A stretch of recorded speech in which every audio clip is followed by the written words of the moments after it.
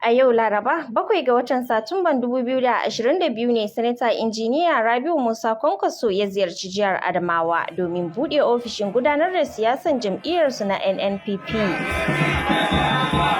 Injiniya Kwankwaso ya ziyarci jihar Adamawa tare da mukarrabansa da suka hada da Injiniya Buba Galadima da dai sauransu. Waɗanda suka tarbi ɗan takarar shugaban ƙasar na jam'iyyar NNPP a nan jihar Adamawa sun hada da mataimakin ɗan takarar gwamnan NNPP Mr. Paul Luguja, sai kuma ɗan takarar Sanata na Adamawa ta Tsakiya Alhaji Hamman Nasara ɗan Majan Adamawa da kuma Dr. Abdullahi Dauda Belel, sai kuma Barista Lawal Garba ɗan takarar ɗan majalisa a jihar Adamawan da dai sauransu. Bayan tarban ɗan takarar daga Yola International Airport an wuce kai tsaye zuwa ofishin jam'iyyar inda aka ƙaddamar da buɗe wannan ofishin.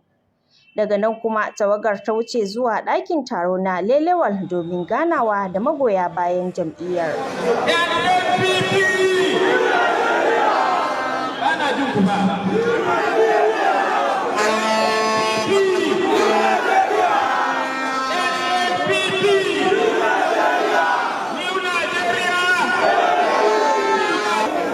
Mutanen Adamawa kun nuna mana cewa ku ɗan halal ne, mutunci ya fi kuɗi.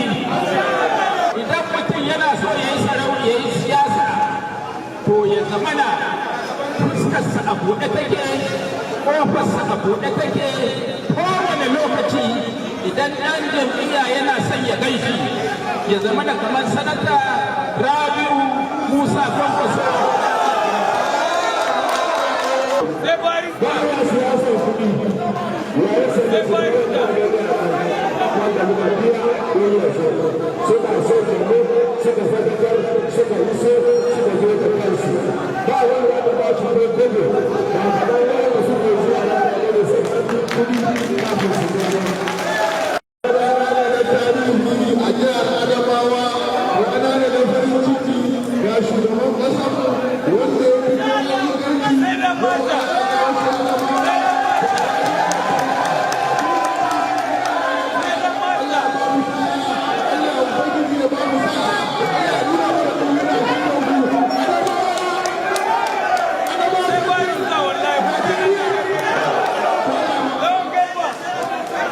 Wane ne zai kawo mana canji a Najeriya?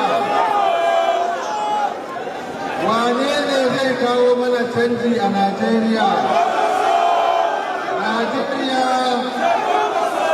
Najeriya ko mai girma, ina son tabbatar maka mutanen Mudi suna nan suna jiran ka. Gobe Allah ya kai mu kowa da kowa muna gayyata wanda za su iya zuwa. Mutanen Mudi suna jira insha Allah. Ni a matsayina na ɗan takarar a House of Representatives da South a kuma matsayina na mai masaukin daɗi, ina yi ma mai girma a shugaban ƙasarmu na gobe da tawagansa barka da zuwa Adamawa. Muna masa godiya da ya zo buɗe wannan ofis ne. I am accordingly delighted to announce that our party has not only been accepted in the state, but it has also poised to play a dominant role in the forthcoming 2023 general elections.